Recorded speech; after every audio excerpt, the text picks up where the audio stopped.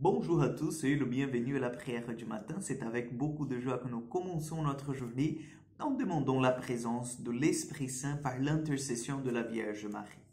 Au nom du Père, du Fils et du Saint-Esprit. Amen. Je vous salue Marie, pleine de grâce. Le Seigneur est avec vous. Vous êtes bénie entre toutes les femmes, et Jésus, le fruit de vos entrailles, est béni. Sainte Marie, Mère de Dieu, priez pour nous pauvres pécheurs, maintenant et à l'heure de notre mort.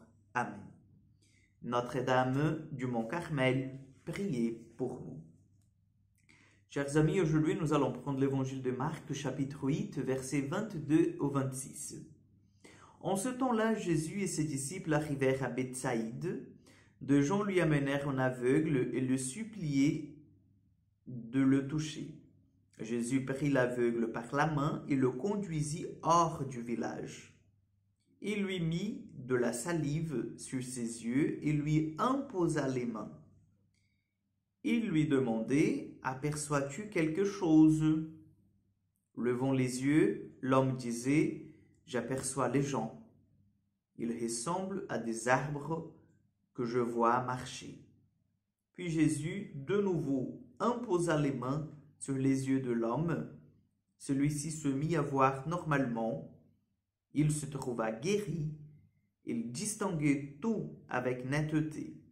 Jésus le renvoya dans sa maison en disant « Ne rentre même pas dans le village. » Acclamons la parole de Dieu.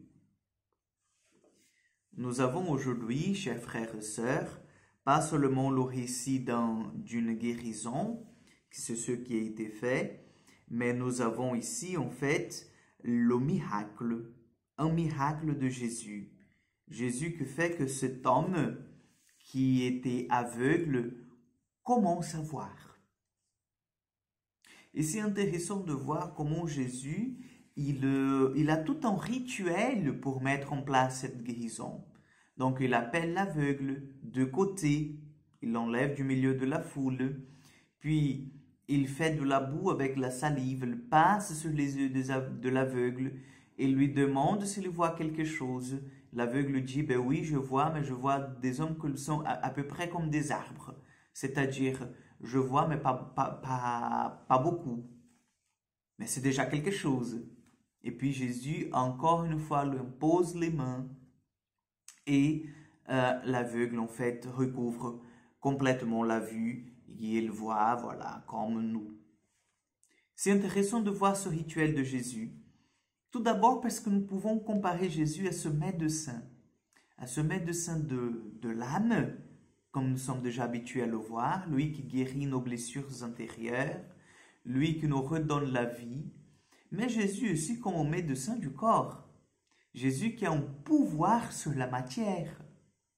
Et nous pourrions, si on est un peu plus, je dirais, attaché à ce monde, nous pourrions même dire, oh ben voilà, le miracle de Jésus, c'est lié à des pouvoirs qu'il y avait, cette boue qu'il avait fait à l'époque, donc il y avait de pouvoirs de cure.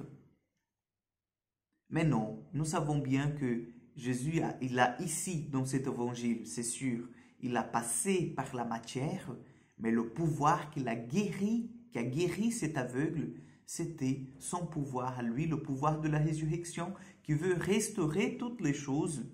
Et nous voyons bien dans l'évangile de Luc 4, chapitre 4, verset 18, Jésus qui est celui, l'envoyé du Père, rempli de l'Esprit Saint, pour rendre la vue aux aveugles.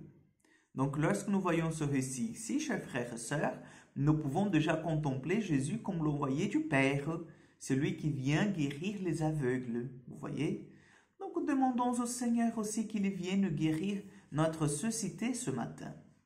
Et vous pouvez dire, mon Père, bon, dans ce cas, pas besoin pour moi parce que je vois bien. Même si je porte des lunettes, mais là, bon, je vois bien. Mais nous sommes tous aveugles, chers frères et sœurs. Tous aveugles parce que le péché nous aveugle. Le péché nous empêche de voir le bon chemin. Le péché nous empêche de faire les bons choix dans notre vie. Donc, nous demandons au Seigneur que toutes les écailles tombent de nos yeux et que nous puissions voir comme lui il veut que nous voyions, que nous puissions voir la vérité, que nous puissions voir en réalité les choses comme elles sont. Amen. Le Seigneur soit avec vous, que Dieu Tout-Puissant vous bénisse et vous garde, le Père, le Fils et le Saint-Esprit. Amen. Je vous souhaite une excellente journée, que Dieu vous accompagne et à demain pour encore une prière du matin.